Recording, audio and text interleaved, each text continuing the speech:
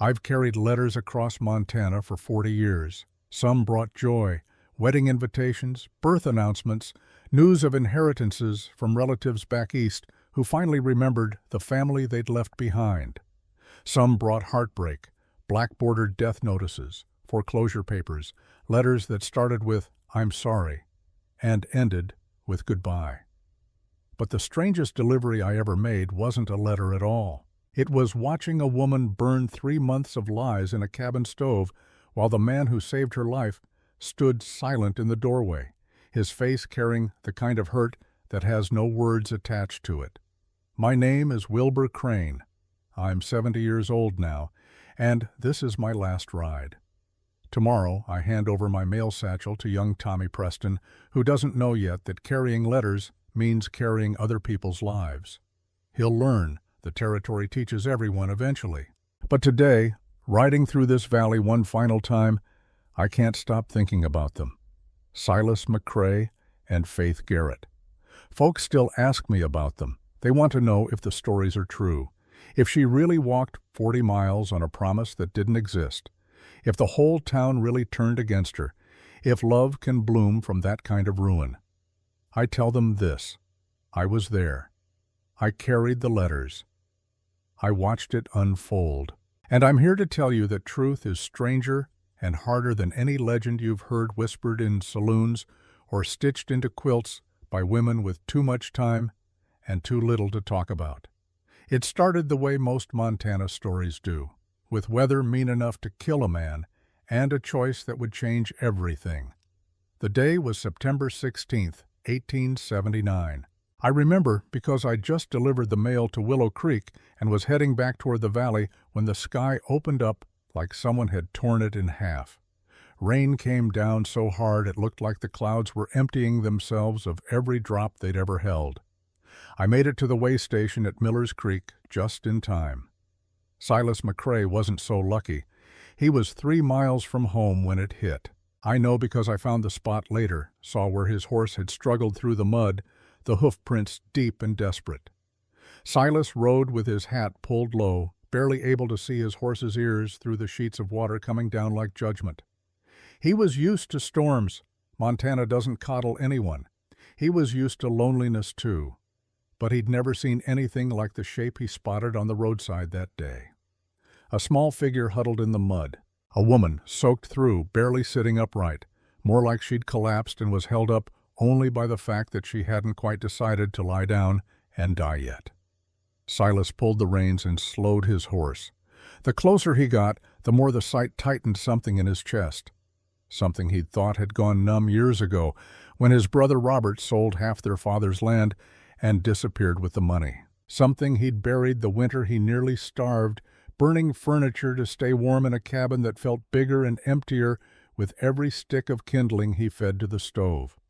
Her dress clung to her thin frame like it was painted on. Mud coated the hem so thick it looked like she'd waded through a river. Her shoes had worn through at the bottom, the leather split open to show pale skin underneath. Feet that had walked too far too long on roads that didn't care whether she made it or not. She held a small valise in both hands, gripped it like it was the last thing she owned in the world, which, as it turned out, it was. She looked up at him. Her brown eyes were red around the edges, not from crying, from days without tears left to give, the kind of empty that comes when you've already wrung yourself dry and there's nothing left but the exhausted shell of who you used to be. Silas didn't speak right away. He wasn't much for talking in general. Living alone for 5 years does that to a man. Words start to feel unnecessary, extravagant even. But something about her silence demanded his. "Where are you headed?" he asked. His voice came out rough from disuse, like a door that hadn't been opened in months. It startled him a little, hearing it out loud. He'd spoken to exactly 3 people in the last 2 weeks. Pete Tucker at the saloon, the shopkeeper when buying flour, and his horse when it stepped in a gopher hole. The woman stared at him through the pounding rain. Water ran down her face in rivers. Her lips moved, but no sound came out at first. Then, barely above a whisper, she said it. I don't know any more. 3 words. They hit Silas harder than the storm. Behind them, the town of Willow Creek was 5 miles of mud and misery. His cabin was only 1 mile away. He looked toward the road, then back at her shaking form. She was trembling so hard he could see it even through the rain. Something old and half-buried stirred in him. Something he'd tried to forget existed after Robert left. After the creditors came looking for money Silas didn't have, after he'd learned that trusting anyone, even family, especially family, was a fool's game.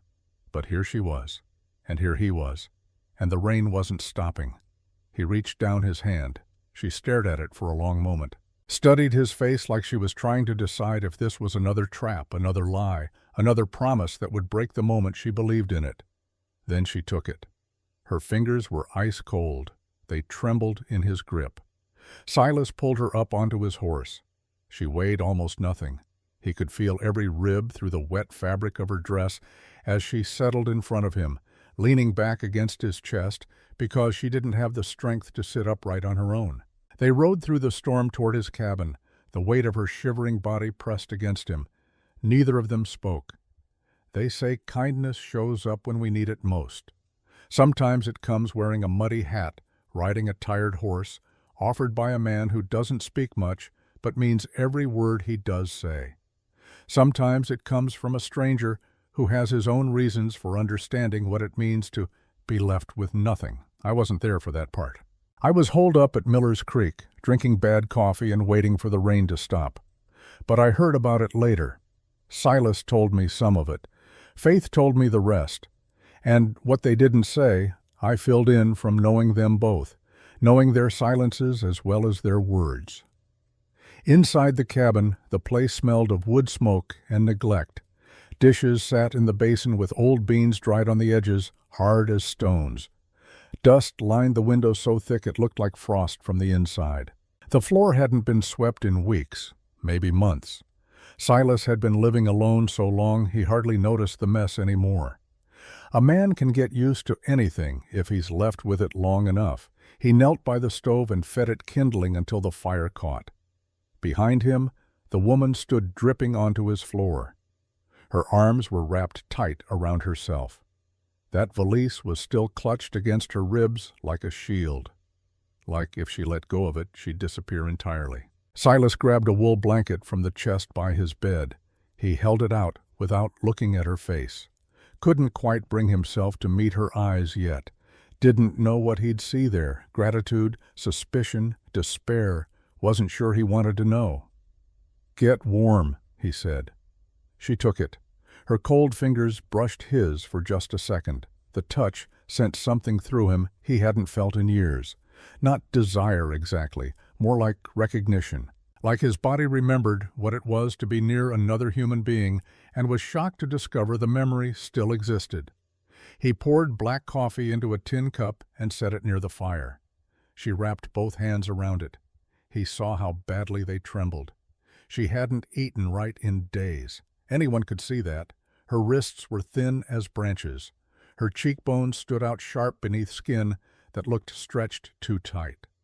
Silas sat across from her on the floor. Steam rose from her dress as it dried. The smell of wet wool filled the room, mixed with a faint trace of lavender that must have clung to her clothes from another life. A life before this, before walking 40 miles on broken shoes, before rain and mud and strangers. The fire crackled. Outside, the storm hammered the roof. She finally spoke. "Ohio," she whispered. Her voice was soft but steady, like she'd told this story before, maybe to herself, walking those 40 miles, practicing the words until they didn't hurt quite so much to say out loud. "My folks died when I was 17. Scarlet fever took them the same week." Silas nodded. He didn't speak. He knew loss too, knew what it was to bury people and keep walking because there wasn't any other choice. His own parents had died when he was 14, his mother first, then his father 3 months later, like he'd just been waiting for permission to follow her. "I worked in a sewing factory," she said. 12 hours a day. Then I saw the advertisement. Her hands tightened around the cup. A Montana rancher seeking a wife, hard-working and sincere. She said the words like she was reading them from memory, like they were carved into her mind the way names get carved into gravestones, permanent, inescapable. We wrote letters for 3 months. Her voice stayed low, steady, like she was telling someone else's story, not her own. Like if she kept enough distance from it, maybe it wouldn't hurt as much. He said he'd meet me at the Willow Creek Depot, said he'd be wearing a blue kerchief so I'd know him. She swallowed hard. I sold everything for a train ticket. There was no going back. Let me tell you about those letters. I carried 7 of them myself, from Cincinnati to Willow Creek, addressed to James Hollister at the General Mercantile. I remember because the handwriting was so careful. The kind of careful that comes from someone who doesn't write often, but wants every word to look right, to matter. I'd see James pick them up. He'd smile, tip his hat, make some joke about how the mail was his favorite part of the week. I thought he was a man in love. Thought I was watching something good unfold, something rare in a territory where loneliness killed more men than weather or gunfights ever did. I didn't know he was a man collecting trophies. I didn't know there were 11 other women whose letters I'd carried over the years, all addressed to different names, different towns, different men who never existed, all part of the same scheme. I didn't know I was the one putting those lies in their hands. That's something I'll carry to my grave. Back in the cabin, Faith kept talking. 2 days at the depot, she said, sleeping on a bench, waiting. Her fingers moved to the clasp of the valise. She opened it slow, like she was opening a coffin.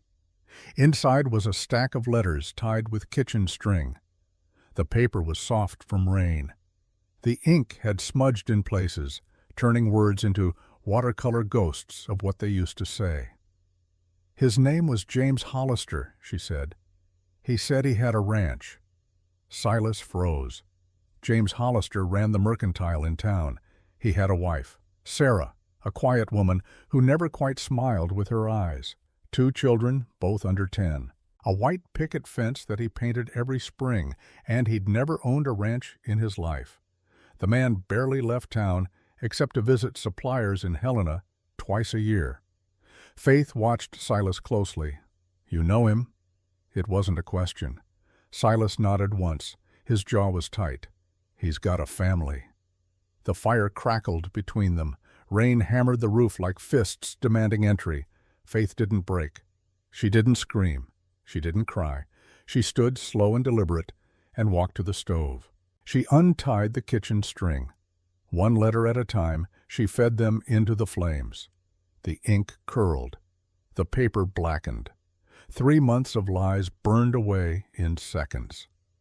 Silas watched from his place on the floor. He saw the way her shoulders stayed straight, the way her hands didn't shake, even though the rest of her was trembling, the way she never looked away from the fire, like she was making sure every last word turned to ash before she'd let herself believe they were really gone. When the last piece of paper caught fire, she spoke. I walked 40 miles, she said. 1 woman gave me bread. That was all. She closed the stove door, turned to face him. You can stay, Silas said. The words came out before he'd decided to say them, before he'd thought them through, before he could stop himself and remember all the reasons why letting anyone close was a mistake he'd already made once and paid for dearly, as long as you need. She didn't answer right away, just stood there looking at him with those red-rimmed eyes that had seen too much and trusted too little, looking at him like she was trying to decide if this was real, if he was real, if anything could be real after walking 40 miles on a lie. Then she nodded, once, so small he almost missed it. Faith slept through most of the next day. Silas checked on her twice. She lay curled beneath the wool blanket, breathing deep and even. Her body was paying the debt of 40 miles through country that didn't care whether she lived or died, through rain and mud and roads that went nowhere unless you were lucky enough to find someone waiting at the end. He stood in the doorway and watched her sleep, tried to remember the last time another person had been in this cabin. His brother, probably. 5 years ago now, the night before Robert left. They'd fought about the land. Robert wanted to sell to the railroad company. Said they could both walk away rich, start over somewhere else, somewhere easier. Silas had refused. Not because he loved the land, though he did in a way that had nothing to do with sense or profit, but because his father had made him promise, right before he died. Made him swear on his mother's grave that he'd never let the land go to someone who didn't love it the way they had. Robert had called him a fool, left in the middle of the night with half the deed and all the money from selling it. Silas had spent the next 3 winters working himself half to death just to pay off the debts Robert left behind. Creditors who didn't care that he'd been betrayed, who just wanted their money and didn't much mind if collecting it meant taking the roof from over a 19-year-old kid's head. He'd survived, barely, and he'd learned his lesson. Trust was a luxury he couldn't afford. But looking at Faith now, sleeping in his cabin with her dress still damp and her shoes drying by the fire, he felt something shift. Something that scared him more than the winter ever had. When she finally came out the next morning, Silas woke to a smell he hadn't known in years. Cornbread. He sat up, disoriented. For a moment he thought he was 14 again, back before his mother died. Back when the cabin was full of life and warmth and the smell of food that someone made because they cared whether you ate or not. Then he remembered. Faith stood at the stove with her hair pinned up tight. She wore an old apron she must have found in the chest, his mother's apron, though he hadn't seen it in over a decade. The table was clean, the basin was empty, the dishes were stacked neatly by the window. His cabin didn't look like his cabin anymore. "I don't take charity," she said without turning around. Her voice was firm, matter-of-fact. The voice of someone who'd decided something in the night and wasn't going to be argued out of it. "I work for my keep." Silas sat at the table. Didn't know what to say to that, so he said nothing. Just ate the cornbread she put in front of him and tried to remember the last time food had tasted like something other than fuel to keep his body moving. It tasted like home. Like something he'd lost a long time ago and had given up hope of ever finding again. 5 days passed before Faith spoke more than a handful of words at a time. She worked with quiet purpose, cleaned what Silas hadn't touched in months, mended shirts he'd forgotten he even owned, swept the floor until you could actually see the boards underneath, washed the windows until light came through clean and bright, making the cabin look bigger than it was. She learned the rhythm of the land without needing to be told. Knew when to feed the chickens, how to gather eggs without spooking the hens, where Silas kept the flour, and where he kept the coffee. Moved through the space like she was trying to earn her place one small task at a time. But something stayed locked behind her eyes, something that had been broken long before she walked into his cabin. Maybe in Ohio, working 12-hour days at a factory that didn't care if she lived or died. Maybe on the train west, building hope with every mile. Maybe at the depot, watching 2 days turn into 2 nights and no blue kerchief ever appearing. Or maybe it broke on that road, walking 40 miles on shoes that fell apart beneath her feet. Silas didn't push. He knew about things that broke inside a person, knew they healed slow if they healed at all. Knew that sometimes the best thing you could do was just be present while someone put themselves back together piece by piece. On the 10th morning, she surprised him. "Mr. Silas," she said at breakfast, "may I plant some flowers by the porch?" He paused with his coffee halfway to his mouth. No one had asked him for anything in years, not even small things like flowers. People in town avoided him mostly, thought he was bitter, antisocial, maybe a little dangerous. Let him buy his supplies and leave without much conversation beyond what was necessary for commerce. He'd gotten used to it, preferred it even. But hearing her ask, hearing the careful politeness in her voice, like she was afraid he'd say no, it did something to him. "Plant what you want," he said. That afternoon, he watched her from the fence line, told himself he was fixing the fence post, that he had work to do and just happened to be doing it where he could see the porch. Told himself it was coincidence, nothing more. She knelt in the dirt with his old hand spade. Her sleeves were rolled past her elbows. She dug small holes with care, like each one mattered, like she was planting something more than flowers. Morning sun fell across her hair, turning it bronze. She hummed while she worked, a quiet sound, carried on the breeze. Some tune he didn't recognize, but that sounded like contentment, like maybe, just maybe, she was finding something here that resembled peace. Silas hammered the fence post, missed, hit his thumb instead, cursed under his breath. When he looked up, she was watching him. A smile played at the corner of her mouth, just a corner, just enough to let him know she'd seen him watching, that she knew he wasn't really fixing that fence post, that she understood exactly what he was doing and found it amusing. "Fence giving you trouble?" she called. Her voice carried across the yard. There was warmth in it, the first real warmth he'd heard from her since she'd arrived. "It's fine," he said, gruff. Embarrassed to have been caught, she turned back to her planting, but the smile stayed. That night, Faith set her valise into the corner of the front room and left it there. She didn't keep it beside her feet like she always had, didn't carry it from room to room like it was the only thing tethering her to the world, just left it resting against the wall, still there but no longer guarded. "I'm tired of carrying it," she said. Silas understood more than her words said. She was tired of carrying all of it, the lies, the broken promises, the 40 miles, the fear that she'd never belong anywhere again. Tired of holding herself together so tight that one wrong word might shatter her completely. He said nothing, didn't need to, just nodded and went back to reading, or pretending to read. The letters still swam on the page like they always did, his eyes never quite making sense of how they connected into words, but having the book open made him look occupied, gave him something to do with his hands. Faith sat across from him and took out her own sewing. They sat in comfortable silence until the fire burned low. Outside, the Montana sky turned dark and filled with more stars than anyone could count.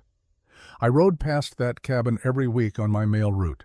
Each time I saw more flowers growing by the porch, gold and purple blooms pushing through stubborn soil.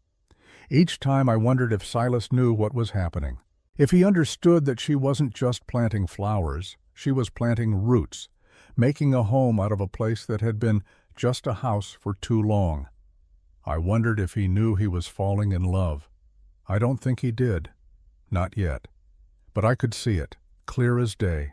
The way he looked at her when she wasn't watching. The way he found excuses to be near her, fixing things that weren't broken, checking on animals that didn't need checking. The way he smiled at something she said, then caught himself and wiped the smile away like it was evidence of weakness. Love doesn't announce itself with trumpets. Not out here. It starts quiet. Starts with cornbread and coffee and flowers planted by a porch. Starts with two people who've been alone too long, learning how to be near another person again without flinching. But I also knew it couldn't stay this simple. Nothing ever does in Montana. The territory demands its price from everyone, eventually. Makes you prove you really want what you're reaching for. Tests you until you either break or become stronger than you were. And this story was just beginning. 7 days after Faith planted her flowers, Silas rode into town. He needed supplies: flour, coffee, salt pork. The kind of things a man living alone could stretch for months, but that disappeared fast when there were 2 mouths to feed. He told himself that was the only reason he was going, that it had nothing to do with the way Faith had looked at the empty sugar tin that morning, then looked away without saying anything. But he bought sugar anyway. And when Pete Tucker asked him at the general store why he was buying twice his usual amount of everything, Silas found himself saying something he'd never said before. "Got someone helping at my place." The words felt strange in his mouth, foreign, like admitting to something he hadn't quite acknowledged, even to himself. Pete's eyebrows went up. "That right?" "She's working for her keep," Silas added quickly. Too quickly. "Cooking, cleaning. Fair trade." Pete nodded slow. His face stayed neutral, but Silas could see the calculation happening behind his eyes. By sunset, half the town would know. By tomorrow morning, the other half would have heard. Small towns don't keep secrets. They just decide which ones to talk about out loud and which ones to whisper about when certain people aren't listening. The following week, Faith asked if she could mail a letter. She'd written to a friend back in Ohio, a woman named Catherine who'd worked beside her at the factory. The letter was short. Faith showed it to Silas before sealing it, not because she had to, but because she wanted him to know she wasn't hiding anything. Dear Catherine, I arrived safely, though not where I expected. I've found work and shelter with a kind man named Silas McCrae. The Montana Territory is beautiful in ways I can't quite describe. Harder than Ohio, but honest. I think I may stay a while. Your friend Faith Silas read it twice. Noticed what she didn't say as much as what she did.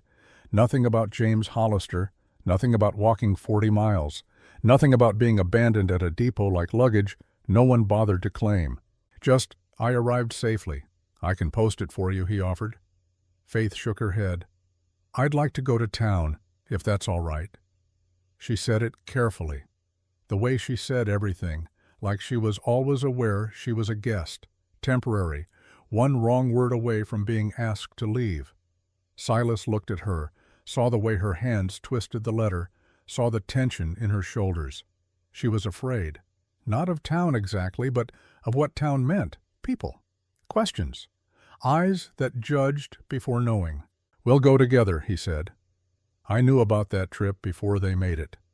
Pete Tucker told me Silas had been in buying supplies. Told me about someone helping at his place. Pete's wife told Martha Perkins at the church social. Martha told everyone else. By the time Silas and Faith rode into Willow Creek together, the whole town was primed and ready. They just didn't know what they were ready for. Faith felt the tension before they even saw the rooftops. She sat in front of Silas on the horse. He'd offered to hitch the wagon, but she'd said the horse was fine, probably because a wagon felt too formal, too much like announcing something she wasn't ready to announce. Her hands gripped the saddle horns so tight her knuckles had gone white.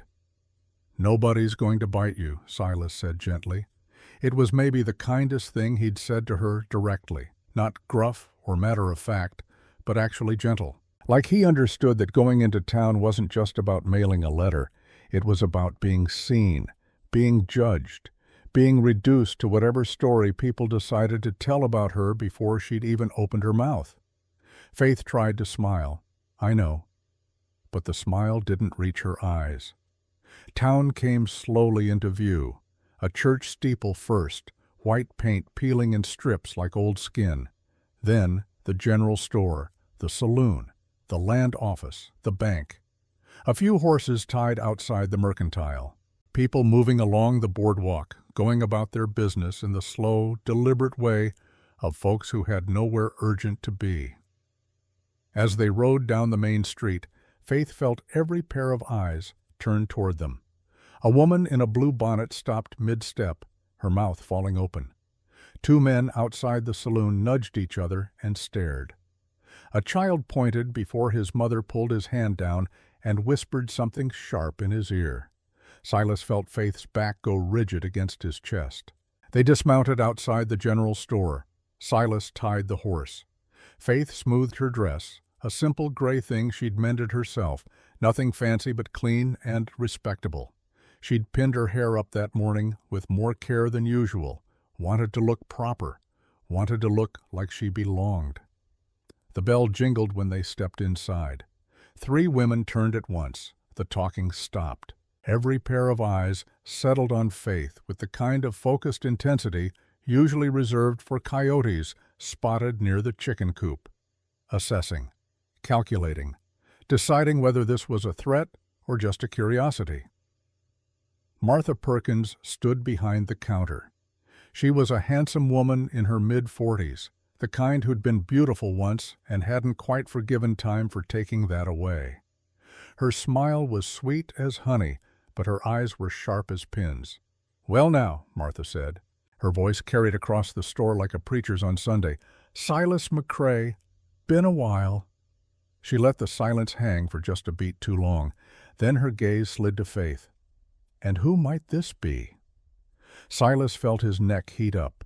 He hadn't wanted this trip, hadn't wanted to put Faith in front of watchful eyes so soon, but she'd asked, and he'd said yes, and now, here they were. "She's helping at my place," Silas said. His voice came out stiffer than he'd intended. Defensive. He hated how it sounded, like he was making excuses, justifying something that didn't need justification. "Helping," Martha repeated. She tasted the word like it was something she needed to test for poison before swallowing. Faith met her stare with quiet strength, lifted her chin just a fraction, not defiant exactly, but not apologizing either. "Good morning, ma'am," Faith said. Her voice was steady, polite. The voice of someone who knew she was being judged and had decided she wouldn't give them the satisfaction of seeing her crumble. Martha blinked, thrown off just for a second by Faith's composure. "Good morning," the other women whispered behind their hands. One of them, a thin woman with a pinched face, leaned close to her companion and said something that made them both look at Faith with expressions that were equal parts pity and scandal. Faith walked to the counter, placed her letter down. "I'd like to post this, please." Martha took it, read the address, Cincinnati, Ohio. Her eyebrows went up just a fraction. "Long way from home," Martha observed. "Yes, ma'am." Martha set the letter aside, named a price. Faith paid with coins she'd earned doing mending work for Silas. He'd insisted on paying her something, even though she'd protested, said if she was working, she deserved wages. The transaction complete, Faith turned to leave. Behind her she heard it. Low voices, not quite whispered, meant to be overheard. "Mail order bride," one woman said. "That's what I heard. Left at the depot like unwanted baggage." Another voice chimed in. "Living with Silas now.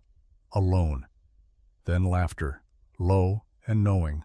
The kind of laughter that draws a line between the respectable and the fallen, and makes sure everyone knows which side they're on. Faith's shoulders tensed, but she kept walking. She didn't say a word, didn't look back, didn't give them the reaction they were fishing for. Silas followed her out. The bell jingled behind them, cheerful and oblivious. Outside, Faith stood on the boardwalk. Her jaw had gone tight. Her hands were fists at her sides. "Faith, I'm fine." But she wasn't. He could see that. Could see the way she was holding herself together by sheer force of will, the way a dam holds back water, one crack away from everything breaking loose. They rode home in silence. Dust rose behind the horses' hooves. The valley spread wide and empty around them. Sky so big it made the town feel small in comparison. Made the whispers feel smaller too, though Silas knew that distance didn't make them matter less. Halfway home, Faith finally spoke. "They think I'm a fallen woman living in sin." Her voice didn't shake. It was too steady. The kind of steady that comes from holding everything so tight, you're afraid if you loosen your grip even a little, you'll fly apart completely. "I know what they think." Silas kept his eyes on the road. "Doesn't change what's true." She looked at him, really looked, like she was seeing him for the first time, or maybe seeing him clearly for the first time. "Thank you," she said quietly, "for letting me stand my ground." He nodded, didn't know what else to say.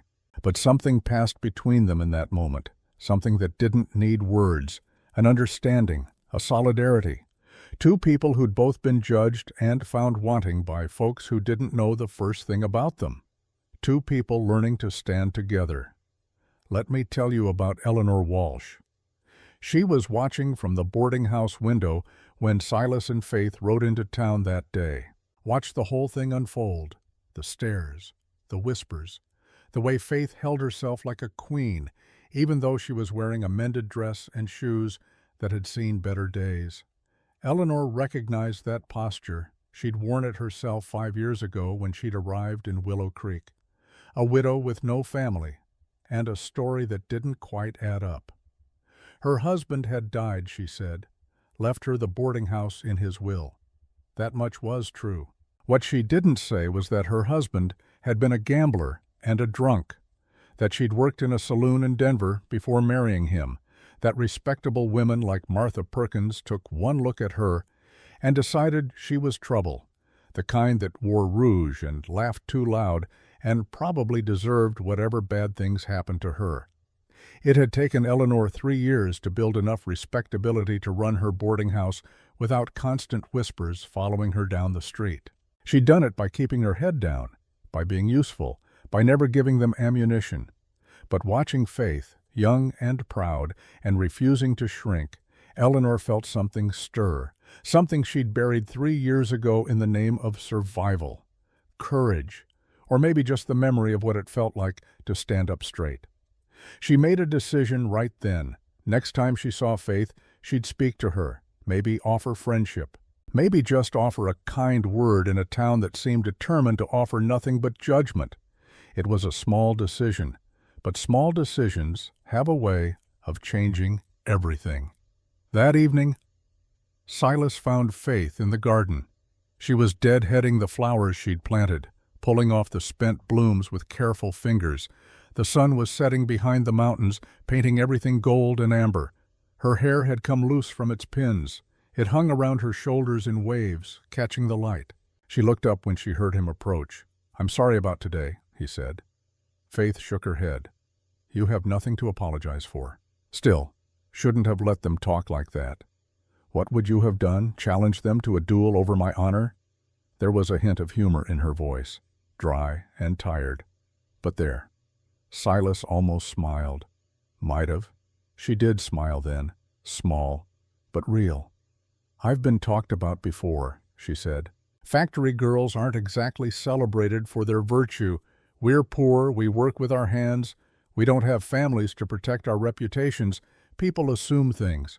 She pulled another dead bloom, dropped it in her basket. "I learned a long time ago that what people think doesn't change who I am. It just changes what they see when they look at me." Silas studied her profile, the strong line of her jaw, the way she held herself even now, after everything, after being lied to, abandoned, walked 40 miles, gossiped about by strangers. "You're stronger than most men I know," he said quietly. Faith looked at him then. Something shifted in her expression, softened. "So are you." They stood in the garden as the sun dropped lower. Neither moved, neither spoke. But something hummed in the air between them, something new and fragile and terrifying in its possibility. Finally, Faith broke the silence. "Teach me to shoot." Silas blinked. "What?" "A gun. Teach me. If I'm going to live out here, I should know how." It was practical, sensible. Women on the frontier needed to know how to protect themselves, nothing romantic about it at all. Except the way she looked at him when she asked, the way she waited for his answer like it mattered. "Tomorrow," Silas said. "I'll teach you tomorrow." The next afternoon they walked to the clearing behind the cabin. Silas brought his rifle and his pistol, figured she should learn both, though the pistol would be easier for her to handle. Set up tin cans on a fallen log about 20 paces out. Faith watched everything he did with focused attention, asked questions, listened to the answers. When he handed her the pistol, she took it carefully, held it like it was a living thing that might bite if she wasn't respectful. "It's heavier than I thought," she said. "That's the weight of what it can do." He showed her how to stand, how to sight down the barrel, how to squeeze the trigger slow instead of jerking it. Then he stood behind her, adjusted her stance with his hands on her shoulders, guided her arms into position. That's when he felt it, the awareness, the way her breath caught when he touched her, the way his own pulse kicked up a notch, the sudden, overwhelming consciousness of how close they were, how easy it would be to lean forward just a fraction, how her hair smelled like soap and wood smoke.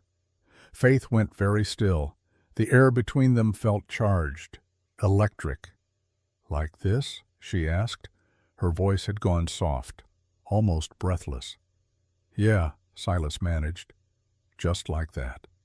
He stepped back, put distance between them before he did something stupid, something that would complicate everything. Faith fired, missed the can by a mile. But she was grinning when she turned around, exhilarated, alive. "Again," she said. They spent an hour in that clearing. By the end, she'd hit 3 cans. Not bad for a first lesson. Walking back, Faith said, "You're a good teacher. Never taught anyone anything before." You're patient, that matters. She glanced at him sideways. There's something I should tell you. I can't read very well. Silas stopped walking. Faith kept her eyes forward. Never went to school past 8 years old. Had to work. I can read simple things, but anything complicated. She shrugged. I struggle. That why you asked me to read your letter before you sealed it? Yes. She said it simply. No shame, but no pride either. Just fact. They walked a few more steps in silence. Then Silas said, I can't read at all. Faith looked at him sharply. Never learned, he continued. My mother tried to teach me when I was young, but the letters they don't make sense in my head. They swim around. I can write my name. That's about it. He'd never told anyone that before. It was a secret he'd guarded for 20 years. Let people think he just preferred not to read, that he was uninterested, not incapable. But standing there with Faith, who just trusted him with her own vulnerability, he found himself trusting her back. I could teach you, Faith said softly. You just said you can't read much yourself. I can read enough, and 2 people who struggle are better than 1 person alone. She smiled at him, warm and genuine. We could learn together. That night they sat at the table with the only book in Silas's cabin, a Bible his mother had owned. Faith opened it to the Psalms because the words were shorter there, simpler. She pointed to letters, sounded them out slow. Silas repeated after her, his voice halting and uncertain.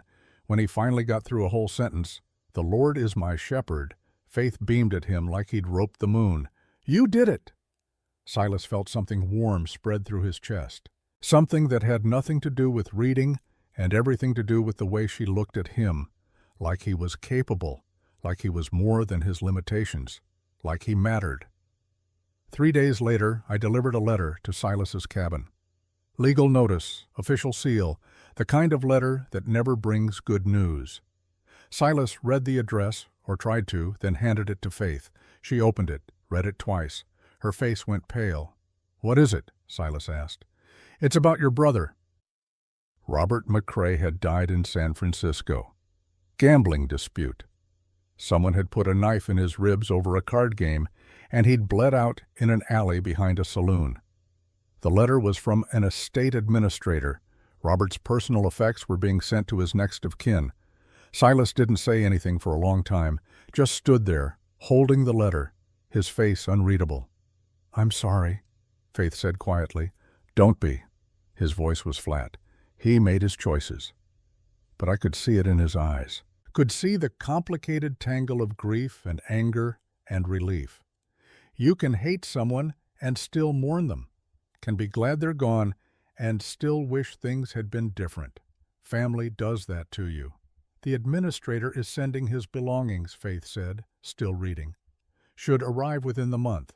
Silas nodded, folded the letter, put it in his pocket. That night he didn't come to the reading lesson. Faith found him outside, sitting on the porch steps, looking out at the valley. She sat beside him, didn't speak, just sat. After a while, Silas said, "He wasn't always like that. Robert." His voice was rough, like the words had to scrape their way out. "When we were kids, he was my best friend. Protected me when other boys made fun of me for not being able to read. Taught me to ride, to rope, to shoot." Silas leaned forward, elbows on his knees. "Then our parents died, and something in him changed, got hard, got greedy. Started seeing everything as something to profit from." He was quiet for a moment. "I keep thinking, maybe if I'd been different, smarter, better at the business side of ranching, maybe he wouldn't have felt like he had to—" "No," Faith interrupted. Her voice was firm. "You don't get to take responsibility for his choices." She shifted to face him. "I spent 6 months blaming myself for James Hollister's lies, wondering what I did wrong, what I could have done different. But the truth is, some people lie, some people take advantage, and it's not our fault for believing them." Her hand found his in the darkness. "You are not your brother, just like I am not his victim. Not anymore." Silas looked at their joined hands. Her fingers were small and pale against his calloused palm. He didn't pull away. They sat like that until the stars came out. until the valley went quiet except for crickets and the distant call of an owl hunting in the darkness. The crate arrived 2 weeks later. I delivered it myself. Heavy wooden box with Robert's name stenciled on the side. Took 2 of us to get it off the wagon. Silas stared at it for a long time before opening it. Faith stood beside him, offering silent support. I tipped my hat and left them to it. Some moments are private, even when you're the one who delivered them. Inside the crate, a pocket watch that had belonged to their father, some clothes, a Derringer pistol, and a leather-bound ledger. Silas opened the ledger. His hands started shaking. Faith took it from him, read the first few pages. Her face went white. "What is it?" Silas asked, though part of him already knew. "It's a record," Faith said slowly, "of transactions." She flipped through more pages. Names, dates, amounts of money, cities, and then she found it. A section labeled Bride Scheme, multiple entries, multiple women, multiple territories. Faith's name was there. Faith Garrett, Cincinnati, Ohio. Next to it, $42 train fare collected. Below her name, 11 others, all partnerships between Robert McCrae and James Hollister. "Oh, God," Faith whispered. She sank down onto a chair. The ledger fell from her hands onto the table. Silas picked it up, couldn't read the words, but he could see the numbers, could see the careful accounting, could see proof that his brother and the man who'd lied to Faith had been in business together, had been running this scheme for years. Faith wasn't just unlucky, she'd been targeted, chosen, processed like merchandise. And Silas's brother had helped make it happen. The betrayal compounded, layered. Robert hadn't just sold the land. He'd participated in something cruel and calculated. Had victimized women, 12 of them at least, for profit. Silas felt sick. "I'm sorry," he said. The words felt inadequate, pathetic. Faith looked up at him, tears in her eyes, but not falling. Never falling. "You didn't know. He was my brother, and that makes it worse for you, not me." She stood, crossed to him, put her hands on his face and made him look at her. "Listen to me, Silas McCrae. You are not responsible for what he did. You are not him. You are the man who stopped in a storm, who gave me shelter, who's teaching me to shoot and learning to read and making me feel like maybe I can belong somewhere again." Her voice broke on the last word. "You are good. Do you hear me? You are good." Silas pulled her close, held her while she finally let herself cry, felt her tears soak into his shirt, felt her shake with everything she'd been holding in since the moment she'd opened that valise and shown him those letters. And he held her, because he didn't know what else to do, because she needed to be held, because somewhere along the way she'd stopped being a stranger he'd rescued in a storm and become someone he couldn't imagine living without. That was the night everything changed between them. Not in the way you might think. There was no kiss, no declaration, just 2 broken people holding each other in a cabin in Montana, learning that sometimes the worst betrayals lead you to the people who'll help you heal. The next morning, Faith made a decision. "I want to confront him," she said at breakfast. "James Hollister." Silas looked up from his coffee. "You sure?" "I need to look him in the eye. I need him to know that I survived, that I'm not just a name in his ledger." She set her jaw, determined. "Will you come with me?" Silas didn't hesitate. "Yes." 3 days later, they rode into town together. This time Faith didn't twist her handkerchief, didn't sit rigid in the saddle. She sat straight and purposeful, like a woman going into battle. They dismounted outside the mercantile. Faith walked in alone. She'd asked Silas to wait outside, said this was something she needed to do herself. I was there, saw the whole thing. James Hollister stood behind the counter. His face drained of color when he saw her, went white as fresh milk. Faith walked right up to him, set the ledger on the counter, opened it to the page with her name. "I have your letters, mister." "Hollister," she said. Her voice was calm, cold as a Montana winter. "All of them, including the ones you wrote to Robert McCrae." James's mouth opened, closed. No sound came out. His wife Sarah was in the back room, stepped out when she heard voices, saw the ledger, saw her husband's face. Faith Garrett, Faith continued. Cincinnati, Ohio. $42 for train fare. That's what you wrote. Like I was a purchase, like I was inventory. She leaned forward.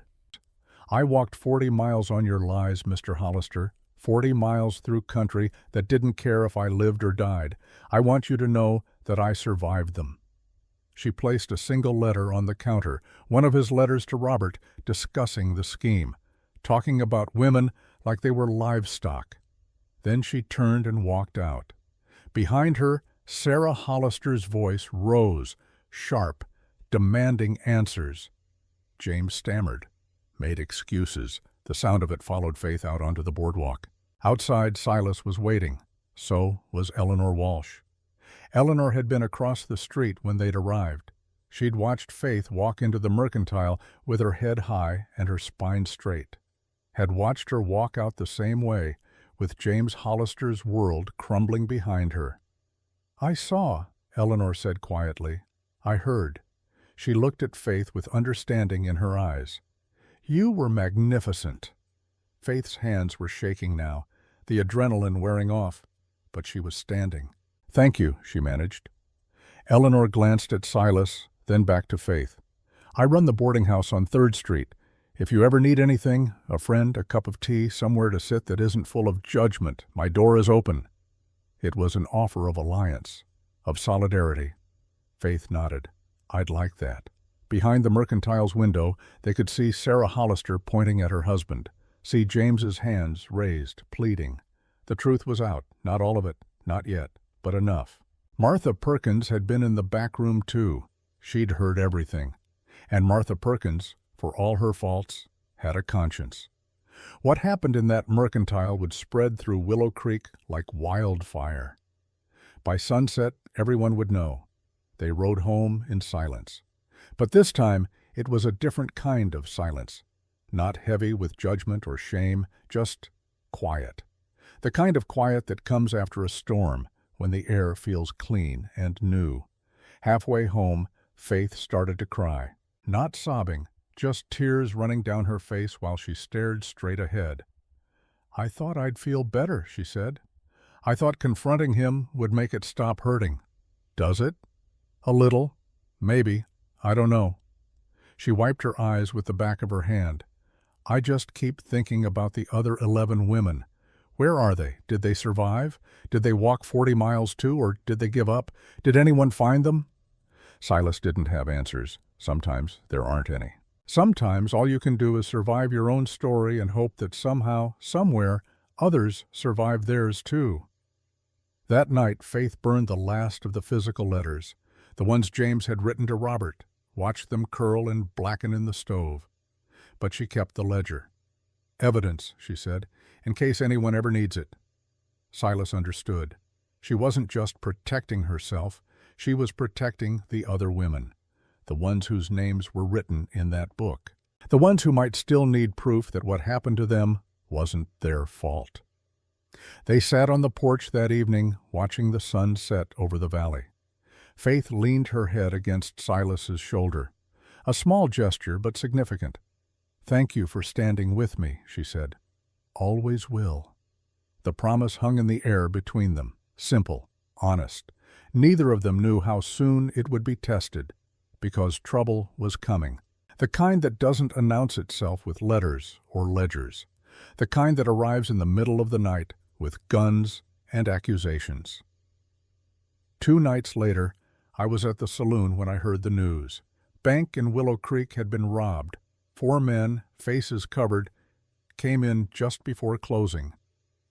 Cleaned out the safe, shot the lock off, took everything, rode out toward the mountains. By morning, the whole territory was talking about it, and by afternoon, people started asking questions. Who'd been in town recently? Who'd been acting strange? Who had motive? Old Jenkins, half blind, half senile, but still convinced he was useful, told the sheriff he'd seen a woman near the bank that night. Dark hair, he said, wearing a gray dress. Looked like that girl staying with Silas McCrae. I heard about it from Pete Tucker. Pete pulled me aside after making a delivery. "Wilbur," he said, his voice low, "you should tell Silas. Sheriff's going to come asking questions. Jenkins is stirring up talk." My stomach dropped, because I knew what this meant.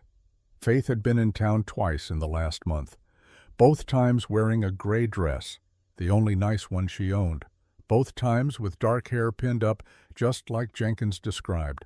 The fact that Jenkins couldn't see worth a damn didn't matter. Fear doesn't care about truth, and a town afraid is a dangerous thing. I rode out to Silas's cabin that evening, had to warn them, had to tell them that everything they'd been building, all that fragile peace, was about to be tested in ways they couldn't imagine. Because sometimes the story isn't about whether you're innocent, it's about whether anyone believes you. I reached the cabin just as the sun was setting. Silas was chopping wood behind the house. Faith was hanging laundry on a line she'd strung between two posts. Domestic. Peaceful. The kind of scene that makes you forget how quickly peace can shatter. They both looked up when they heard my horse. One look at my face and Silas set down the axe. "What's wrong?" I dismounted slow, tried to figure out how to say it, how to warn them that everything was about to fall apart through no fault of their own. "Bank got robbed 2 nights ago," I said. 4 men, cleaned out the safe." Silas nodded. "Heard about it in town last week. What's that got to do with us?" Jenkins told the sheriff he saw a woman near the bank that night. Dark hair, gray dress. Faith's hands stopped mid-motion, a wet shirt hanging from her fingers. "He's describing you," I said quietly. "Sheriff's going to come asking questions, maybe more than questions." The shirt dropped back into the basket. Faith's face had gone pale. "I wasn't anywhere near town that night," she said.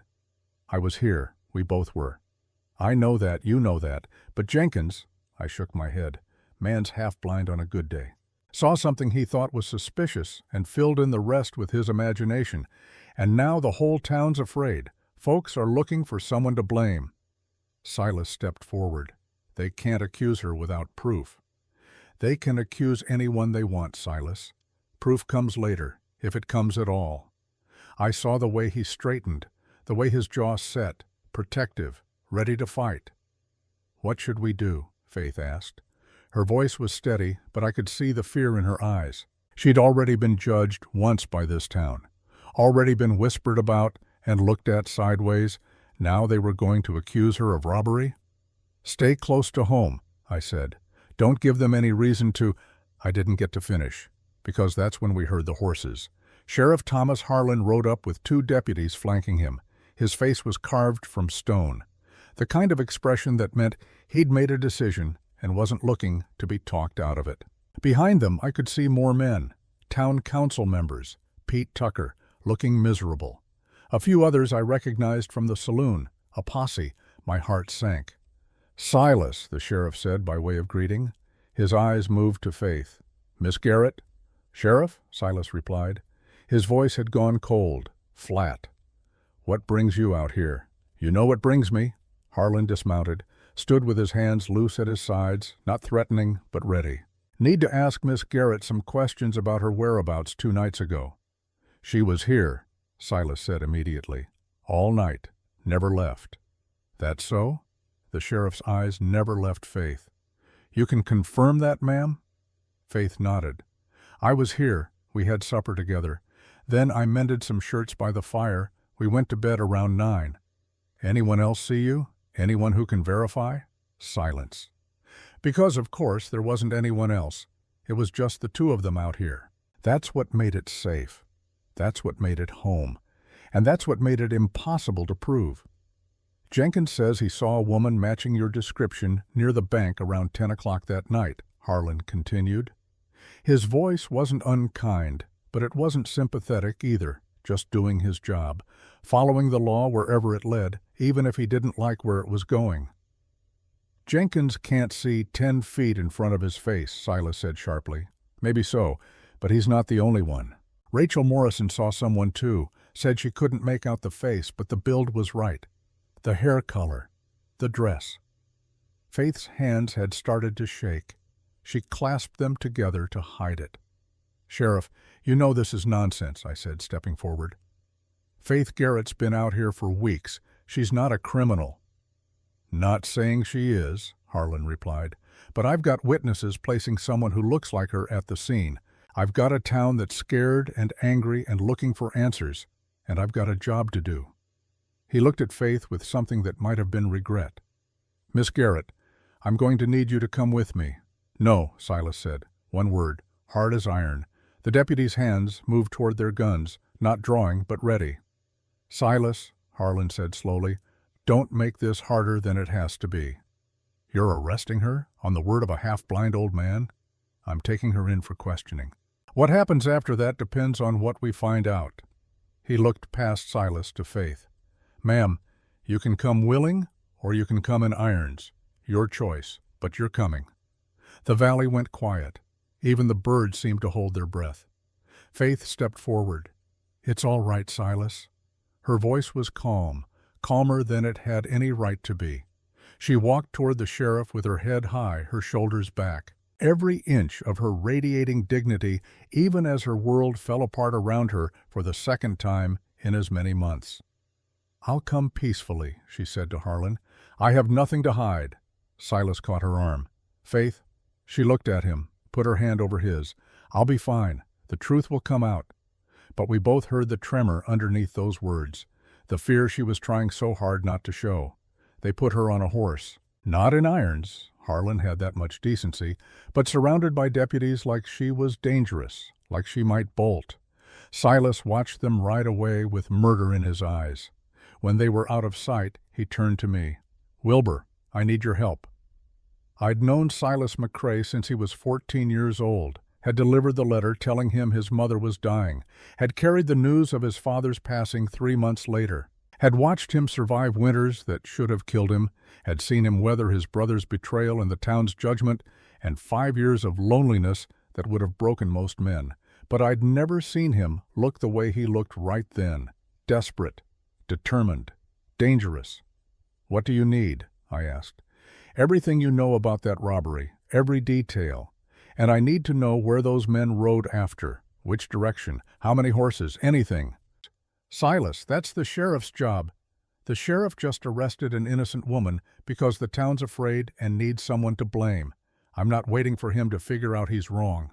He grabbed his rifle from the cabin, started loading his saddlebag with supplies. "If they rode toward the mountains, there's only 3 ways through. I know this country better than anyone. I can find their trail. I can find proof. And if you can't," he stopped, looked at me, "then I'll tear this territory apart until I do." They put Faith in a cell in the back of the sheriff's office. It was a small room, barely bigger than a closet. 1 window, bars across it, a cot with a thin mattress and a blanket that had seen better days. A bucket in the corner for necessities. Faith sat on the cot and tried not to shake. She'd been in small spaces before. The boarding house room she'd rented in Cincinnati had been cramped. The train car had been crowded. But those places had doors that opened, windows she could look through and see the world beyond. This was different. This was a cage. Sheriff Harlan stood in the doorway, hat in his hands. "I'm sorry about this, Miss Garrett." Faith looked at him. "Are you?" He had the grace to look uncomfortable. "I am, but I've got a job to do. Town's frightened. They need to see I'm taking this seriously." "So you arrest the easiest target? The outsider?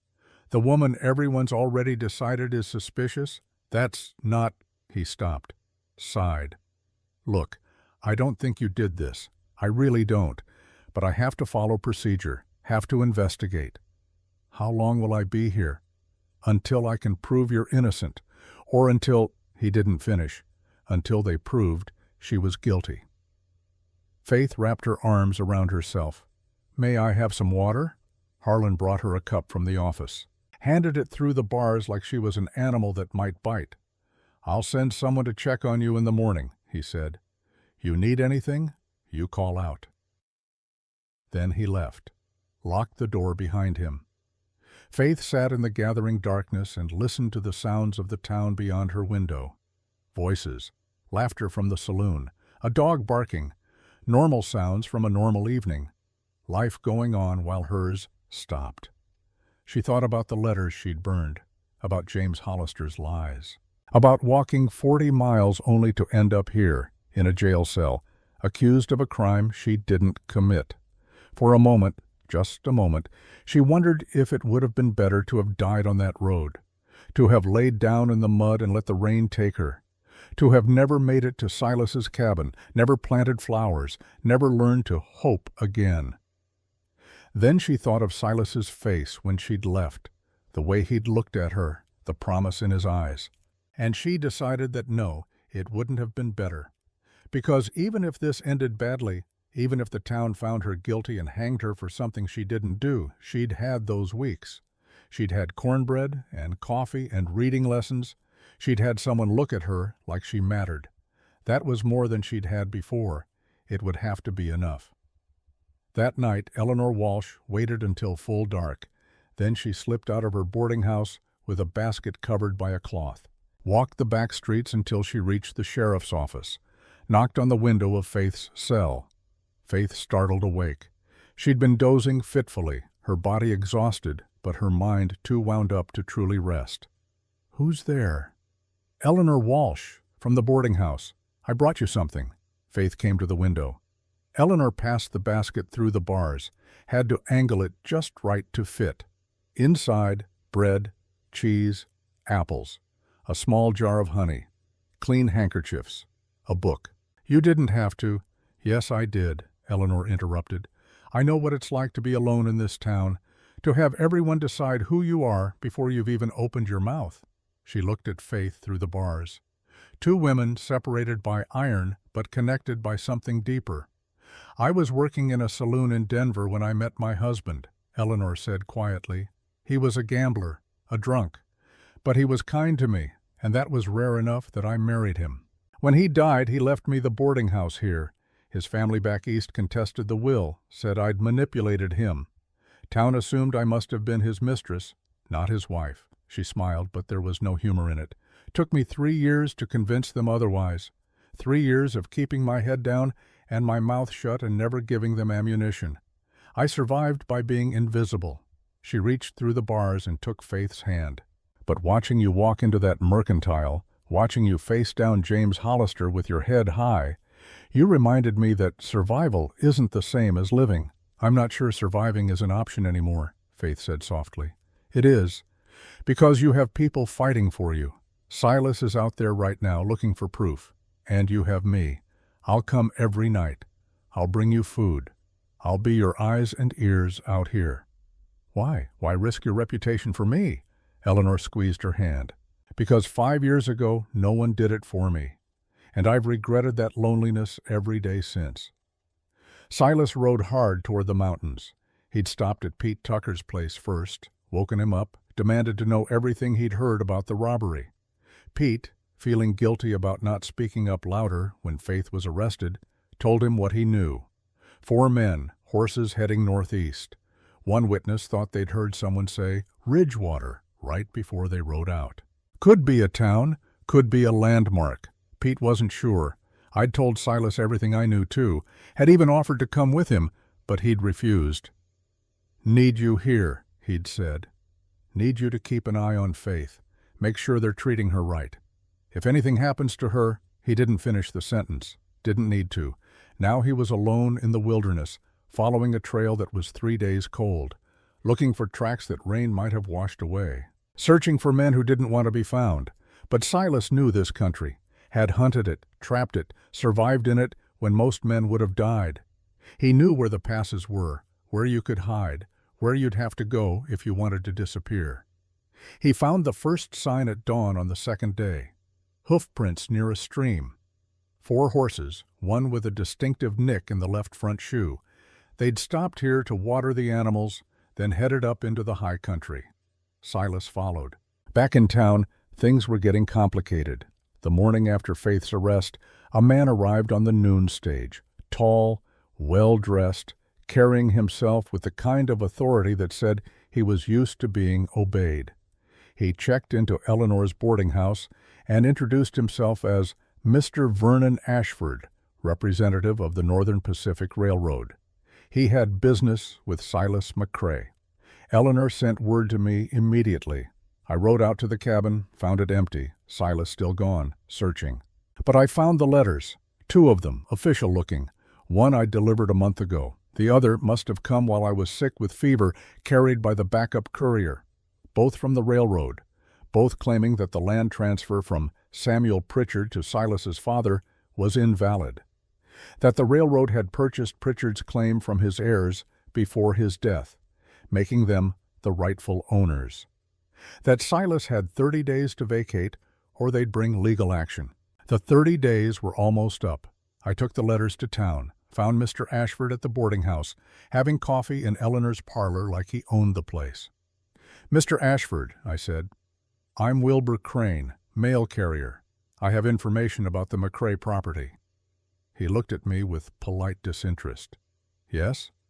"Silas McCrae is currently away, but I know he's been trying to contact Samuel Pritchard's sister back east to get documentation proving the land transfer was legitimate.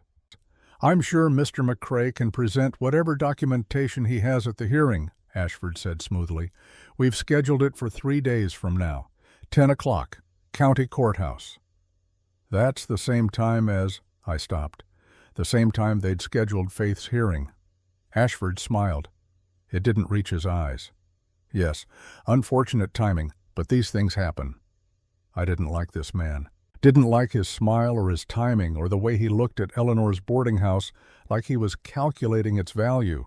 But more than that, I didn't like the coincidence. Silas's woman accused of robbery. His land threatened. Both crises happening at once. That wasn't coincidence. That was orchestration. That night I went to the saloon, found Pete Tucker nursing a whiskey in the corner, sat down across from him.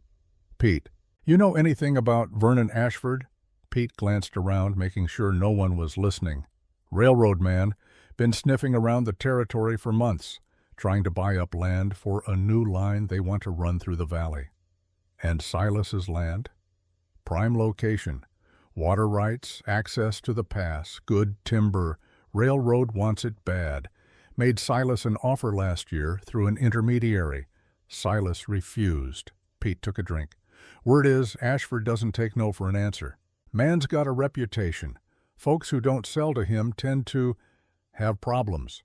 Property disputes, debts called in, accidents." "You think he's behind Faith's arrest?" Pete looked at me like I'd finally caught up. "I think it's mighty convenient that Silas's woman gets locked up right when he's supposed to be fighting to keep his land.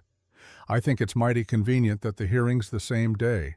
Forces him to choose, defend her or defend the property. That's dirty? Yeah, but legal. And Ashford's good at staying just on the right side of legal." I felt something cold settle in my gut. "Pete, who was Robert McCrae's partner before he died?" Pete frowned. "What do you mean?" "In San Francisco. The gambling dispute that got him killed. Who was he working with?" Pete thought about it. "Heard something about that. Robert was running some scheme, trying to get investors for a railroad venture. Had a business partner. Fancy man from back east." He snapped his fingers, trying to remember. Ashford! Vernon Ashford, that was the name. Everything clicked into place. Robert and Ashford had been partners. Robert knew about the land, knew it was valuable, knew Silas wouldn't sell. Robert had also been partners with James Hollister in the bride scheme. And now, Robert was dead, but Ashford was here, trying to get the land, using every dirty trick in the book, including framing Faith to distract Silas. I stood up so fast my chair fell over. "Where are you going?" Pete asked. "To the sheriff. He needs to know what's really happening here." But when I got to the sheriff's office, Harlan was gone. Out to Ridgewater, his deputy said, following a lead on the bank robbery. I'd have to wait. Silas found them on the 3rd day. Holed up in an abandoned mining camp in the high country. 4 men, just like the witnesses said, horses tied outside a half-collapsed cabin. He watched from the ridge above, counting heads, looking for weaknesses. They were passing around a bottle, celebrating, laughing about something. Silas waited until dark. Then he worked his way down the slope, silent as smoke. Got close enough to hear them talking. "Easiest money we ever made," one man was saying. "Ashford pays better than bank robbery, And we don't even have to keep the cash. Already gave it back to him." Another man laughed. "Stupid sheriff thinks he's looking for real thieves. Never gonna figure out it was staged." Silas's blood went cold. "That girl they arrested," a third man said. "She the one Ashford wanted framed?" "Yep, McCrae's woman. Ashford said getting her locked up would keep McCrae busy. Can't fight a land claim when you're trying to prove your woman didn't rob a bank." They laughed again. Silas had heard enough. He stepped out of the shadows, rifle leveled. "Don't move." 4 men froze. Hands moved toward guns. "Try it," Silas said, his voice deadly calm. "Give me a reason." The smart one, the one who'd mentioned Ashford's name, slowly raised his hands. "Easy, friend. We're just having a drink. You're confessing to robbery and conspiracy, and you're going to do it again, in front of a judge." "Like hell we are." The youngest one, couldn't have been more than 20, went for his gun. Silas shot him in the shoulder before the kid's gun cleared leather. The others didn't move after that. Sheriff Harlan arrived at the mining camp the next morning with his deputies. Found Silas sitting on a rock, rifle across his knees, 4 men tied up and nursing various injuries, one with a shoulder wound, another with a broken nose, all of them looking significantly less confident than they had the night before. "Silas," Harlan said wearily, "what did you do?" "Found your bank robbers, and found out who paid them to do it." Silas stood, looked Harlan dead in the eye. "Vernon Ashford hired them to stage the robbery and frame Faith. Wanted me distracted while he stole my land. These men will testify to it." "Like hell we will," one of them muttered. Silas walked over to him, looked down at him with the kind of cold fury that makes smart men nervous. "You'll testify, or I'll make sure every territorial marshal from here to California knows you were working for Ashford. Make sure the railroad finds out you were running side schemes. Make sure you've got nowhere to run and no one to protect you." He crouched down to eye level. "Choose." The man swallowed hard, looked at his companions, looked back at Silas. "We'll testify." They rode back to Willow Creek in a procession, sheriff in front, 4 prisoners in the middle, hands bound, Silas bringing up the rear, rifle still ready. It took 2 days. By the time they arrived, the whole town had heard. Word had spread, the way it always does in small places, that Silas McCrae had tracked down the real criminals, that Faith Garrett was innocent, that something bigger and darker was happening. Eleanor met them at the edge of town. She'd been waiting, watching. When she saw Silas, she ran to him. "Faith?" "Still locked up," Eleanor said, "but I've been with her every night. She's holding on." "Ashford?" "Still here, still acting like he owns the place. Hearings tomorrow morning." Silas dismounted, handed his horse to Eleanor. "Take care of him. I need to see Faith." But when he got to the sheriff's office, Harlan stopped him. "Can't let you in yet, Silas. Not until this is official. Not until we've got their statements documented." "Tom, I know, but I have to do this right. If Ashford's as connected as you say, he'll find any excuse to get this thrown out on procedure. I need everything airtight." Silas wanted to argue, wanted to push past him and see Faith, hold her, tell her it was almost over, but Harlan was right.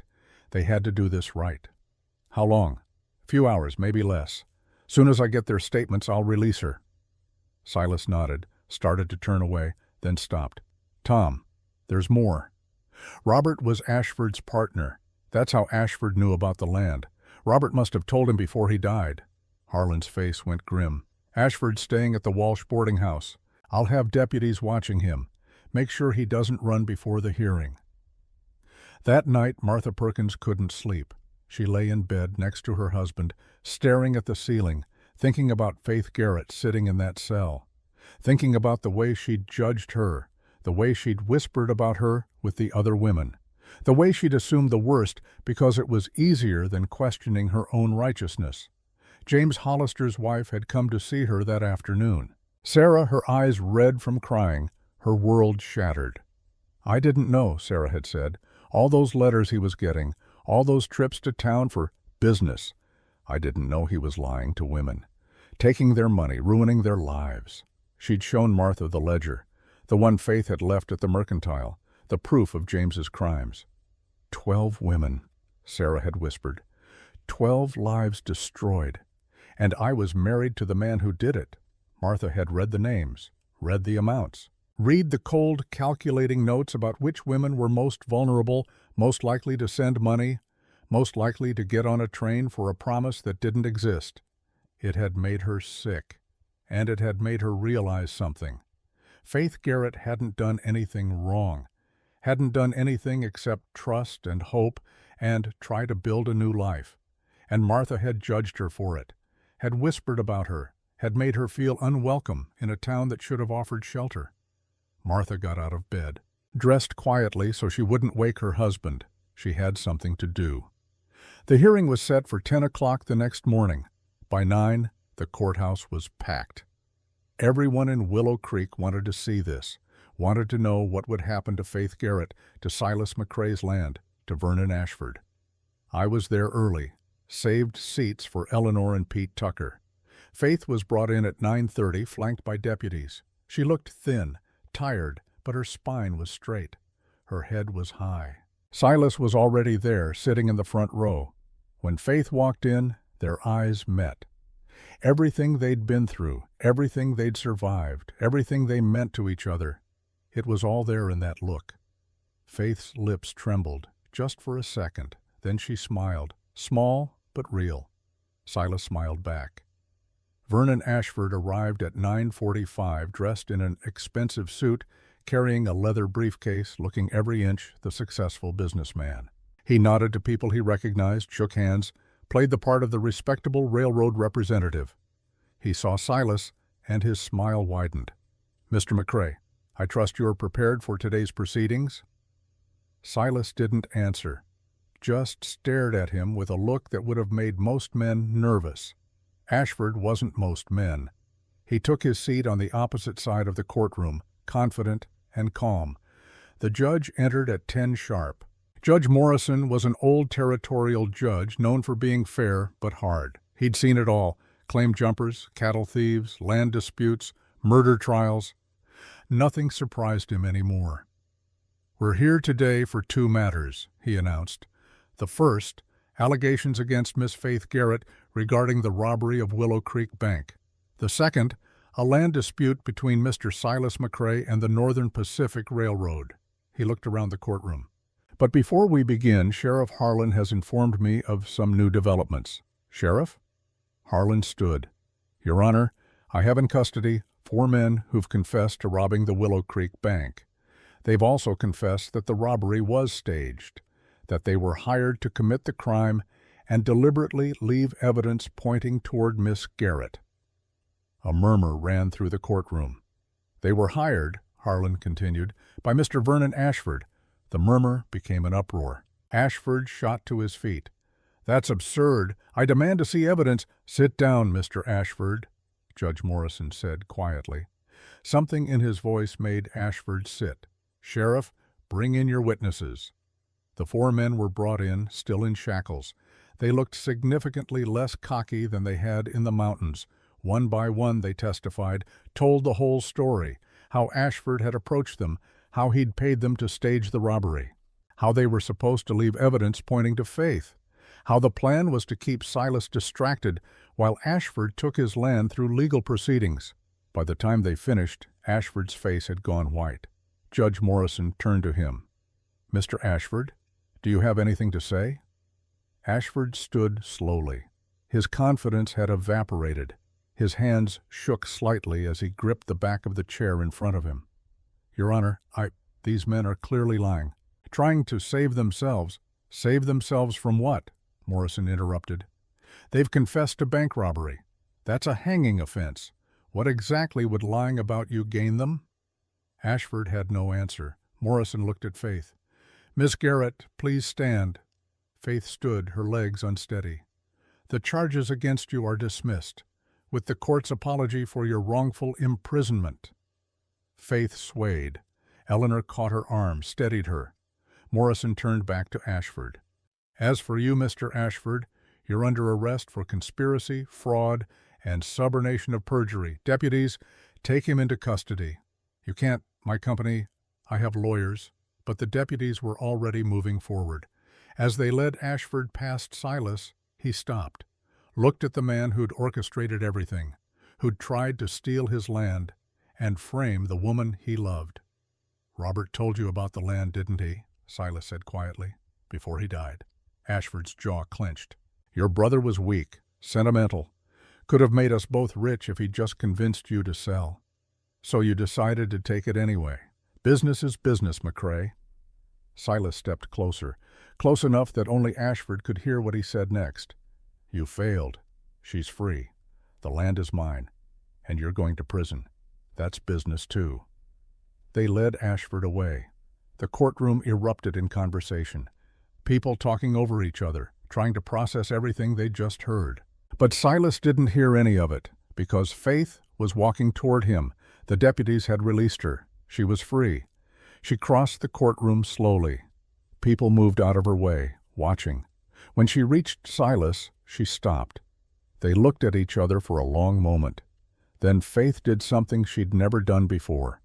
She stepped forward and wrapped her arms around him, held on like he was the only solid thing in a world that kept trying to knock her down. Silas held her back, felt her trembling, felt her tears soaking into his shirt. "It's over," he whispered into her hair. "It's over." But even as he said it, he knew that wasn't quite true, because the land hearing hadn't happened yet. The railroad might still have a claim. Ashford might be in custody, but the company he represented wasn't. And standing at the back of the courtroom, I could see someone else, a woman I didn't recognize, well-dressed, late 50s, watching the proceedings with sharp, intelligent eyes. She caught my gaze and nodded. Then she stood and walked forward. "Your Honor," she said. Her voice carried clearly across the room. "If I may address the court?" Morrison looked at her. "And you are?"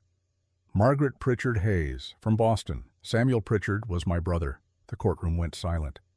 "I believe I have some documents relevant to the land dispute case." She opened her bag and pulled out a folder. Inside were letters, dozens of them, all from Samuel Pritchard to his sister, all describing his gratitude to Silas's father, all explaining, in clear, lucid detail, his decision to deed the land to the man who'd saved his life.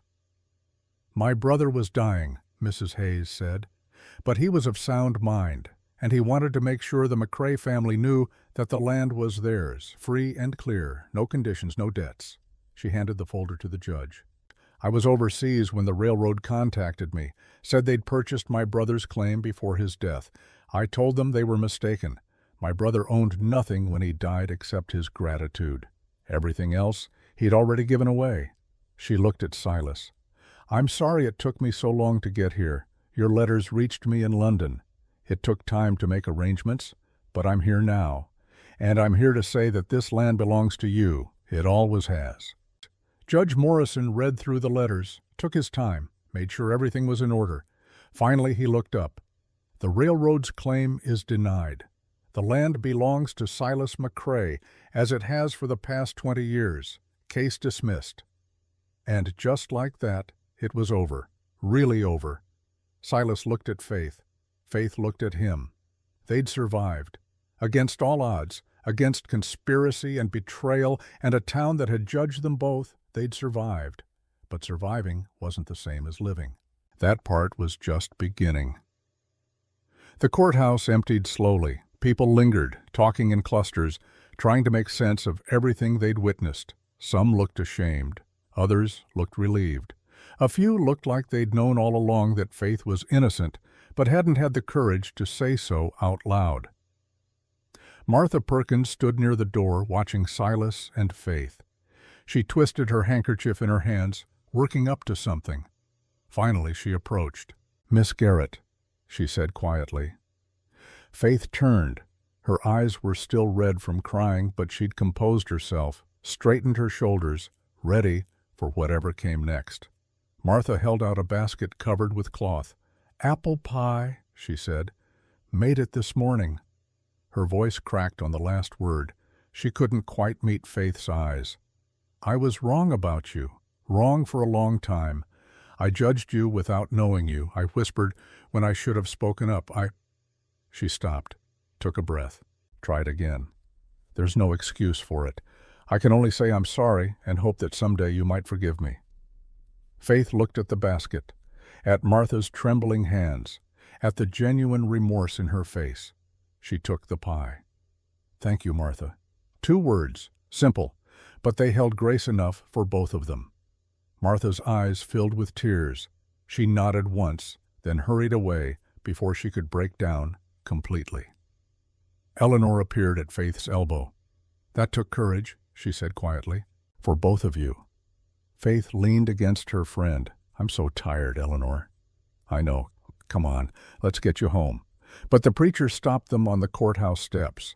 Behind him were a dozen townspeople, some Faith recognized from the store, others she'd never spoken to. "Miss Garrett," the preacher said, "we owe you an apology, all of us.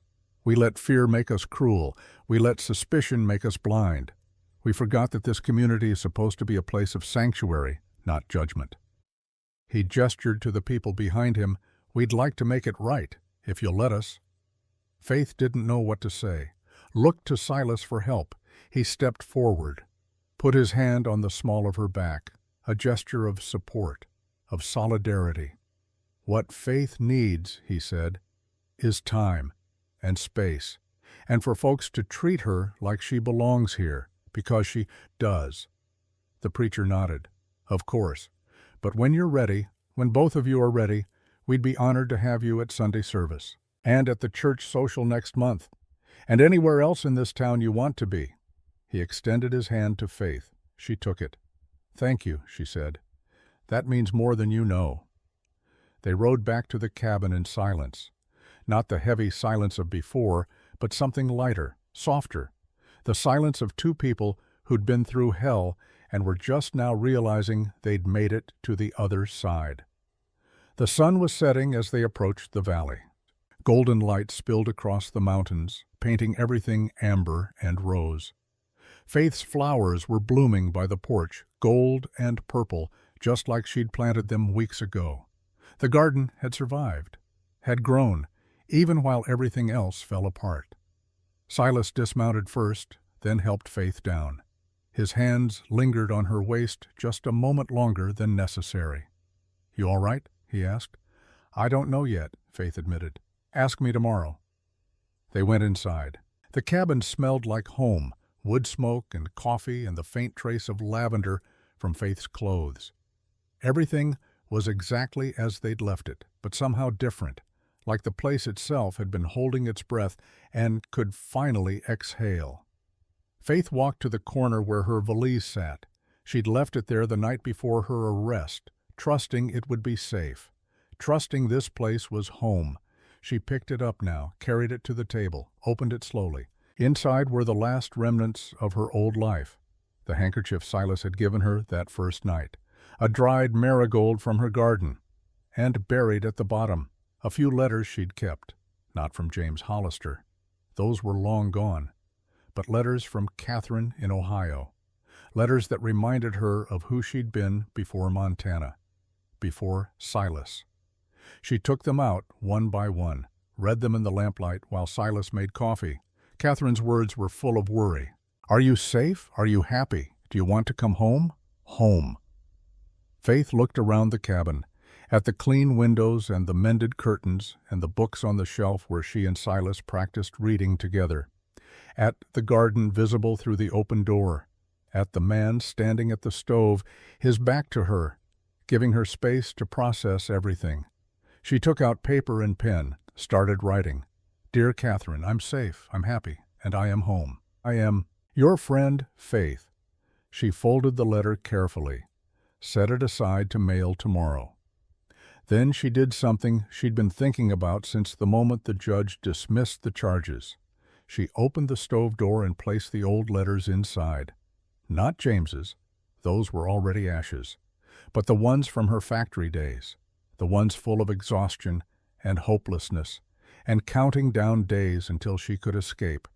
She didn't need those anymore. The paper caught fire quickly, curled and blackened, and turned to smoke that rose up through the chimney and disappeared into the Montana sky. When the last piece had burned, Faith reached into the valise one more time, She pulled out a small scrap of paper, wrote one word on it with careful letters, home. She placed it in the bottom of the valise, closed the lid, set it back in its corner. "What are you doing?" Silas asked. He'd been watching from the stove, quiet, letting her have this moment. "Claiming it," Faith said simply. "This place, this life, you." She turned to face him. "I came here on a lie, but I stayed for the truth. And the truth is, Silas McCrae, I don't want to be anywhere else. I don't want to be with anyone else. This is where I belong." Silas set down his coffee cup, crossed the room in 3 strides. He took her hands in his, looked down at her with an expression that made her heart stutter. "I need to tell you something," he said. "Been trying to find the words for weeks now, but they never come out right, so I'm just going to say it plain." He took a breath. "That first night, when I found you in the storm, I thought I was saving you, thought I was doing a kindness for a stranger. But the truth is, Faith, you saved me." His thumbs brushed across her knuckles. "I was dying out here, slowly. Didn't even realize it until you showed up and reminded me what it felt like to be alive. To care about something beyond just surviving. To hope." Faith felt tears gathering, but didn't let them fall. "My father made me promise to never let this land go to someone who didn't love it," Silas continued. "And I kept that promise, kept it by staying alone, by pushing everyone away, by convincing myself that loving the land meant I couldn't love anything or anyone else." He lifted one hand to her face, cupped her cheek. "But you love this land. I see it every time you work in the garden, every time you look out at the valley like you can't believe something so beautiful is real. And watching you love it made me realize something." "What?" Faith whispered. "That my father's promise wasn't about being alone. It was about finding someone who could see what he saw. Someone who could help protect it, not from me being with them, but by being with me." He leaned closer. "You make me better, Faith. You make this place better. And if you'll have me, if you'll stay, not because you have nowhere else to go, but because you want to, I'd be honored to call you my wife." Faith's breath caught. She'd imagined this moment late at night when she couldn't sleep. Had wondered if Silas felt the same way she did, if what had grown between them was real or just circumstance. 2 lonely people clinging to each other because it was better than being alone. But looking at him now, seeing the vulnerability in his eyes, the hope and fear mixed together, she knew this was real. "Yes," she said. "Yes, I'll marry you, not because I have nowhere else to go, but because there's nowhere else I want to be." He kissed her then. Gentle at first, then deeper. A kiss that tasted like coffee and promise and everything they'd survived to get to this moment. When they finally pulled apart, both of them were smiling. "Should we tell people?" Faith asked. "Or just do it?" "However you want," Silas said. "But I'm thinking we invite the whole damn town. Make them watch us be happy, despite everything they put us through." Faith laughed. Actually laughed. The sound was bright and free, and so unlike the careful, measured way she usually spoke that it startled them both. "I like that idea," she said. They went outside to sit on the porch. The stars were coming out, filling the sky with more light than seemed possible. The valley stretched wide and dark before them, peaceful and eternal. Faith leaned her head against Silas's shoulder. "Can I ask you something?" she said after a while. "Anything. That first night, in the storm, why did you stop for me?" Silas was quiet for a long moment, thinking. "Don't know," he said finally. "Just did." Faith smiled, reached for his hand. "My mother used to say that Providence sends people when we need them most," she whispered. "Not a moment sooner. Not a moment later. You believe that? I do now." They sat together as the night deepened. 2 people who'd been lost and broken and abandoned, who'd found each other in a storm and built something neither could have built alone. Something that looked a lot like home. I'm an old man now, riding this valley one last time. 15 years have passed since that courthouse hearing. 15 years since Faith Garrett and Silas McCrae stood together and refused to break, no matter what the world threw at them. I can see their ranch in the distance now. It's grown since then. New barn, expanded house, fences that stretch farther than they used to, and gardens. Oh, the gardens. Faith's flowers are everywhere, bright splashes of color against the Montana earth. Children are playing in the yard, 3 of them. The oldest, a girl about 10, has Faith's brown hair and Silas's quiet strength. The younger 2 are chasing chickens, while a woman I recognize as Faith calls after them to be gentle. She's older now, we all are, but she's smiling in a way she never could that first year, smiling like someone who's finally stopped waiting for the other shoe to drop. Silas comes around the corner of the barn, carrying lumber. He's grayer now, moves a little slower, but he's still strong, still solid. He sees me riding up and sets down the wood, comes to meet me. "Wilbur," he says, gripping my hand, "last delivery?" "Last one," I confirm. I pull a letter from my satchel. It's from Catherine in Ohio. She still writes, even after all these years. Faith writes back. They've become pen pals in truth now, not just old factory friends, but real friends who understand each other's journeys. Faith comes to take the letter. She reads the address and smiles. "Come inside," she says. "Have coffee before you go." "Can't," I say. "Gotta finish the route. Tommy's waiting in town to take over." But I dismount anyway. Stand there looking at them both. These 2 people I've watched build a life from ruins. "Thank you," Faith says quietly, "for everything, for warning us, for believing in us, for carrying all those letters." "Even the bad ones?" I ask. "Especially the bad ones," she says, "because they led me here." She takes Silas's hand. Their fingers intertwine naturally, automatically, the way they do when you've been together long enough that touch becomes a language you don't have to think about. I tip my hat to them both. "You take care of each other," I say. "Always have," Silas replies. "Always will." I ride away slowly, look back once and see them standing together watching me go. Their children have joined them now, all 5 of them framed against the mountains like a painting of everything frontier life is supposed to be, but so rarely is. Family, home, belonging. I've carried letters for 40 years. Some brought joy, some brought heartbreak, some brought lies that almost destroyed good people. But you know what I've learned? It's not the letters that matter most. It's what people do with them. Whether they let the lies break them or use them as kindling to start something new. Whether they let fear keep them alone or find the courage to reach for connection, even when it's risky, even when it hurts. Faith Garrett walked 40 miles on a promise that didn't exist. But she found truth at the end of that road, found a man who saw her worth when everyone else saw scandal, found a home in a place she'd never planned to be.